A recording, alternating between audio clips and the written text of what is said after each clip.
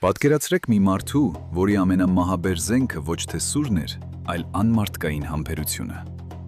Ճապոնիայի արյունահեղ դարաշրջանում, երբ երկիրը մասնատված էր կրակի և քաոսի մեջ, 3 մեծ զորավարներ փորձեցին միավորել այն։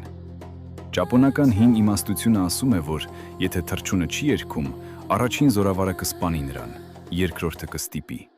Իսկ Տոկուգավա Իեյասուն պարզապես կնստի և կսպասի, մինչև այն ինքնակամ կերքի։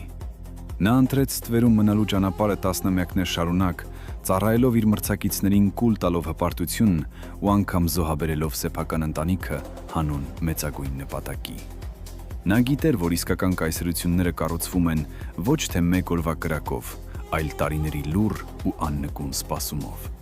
Եվ երբ եկավ ճիշտ պահը, 1600 թվականին, Սեկիգահարայի վճռորոշ ճակատամարտում նա չօգտագործեց կույր ուժ։ Փոխարենը Իեյասուն կիրառեց հանճարեղ դիվանագիտություն և հոգեբանություն, ստիպելով թշնամիներին դավաճանել իրենց տերերին և անցնել իր կողմը հենց մարտի դաշտում, վերածելով արյունահեղությունը շախմատային փայլուն հաղթանակի։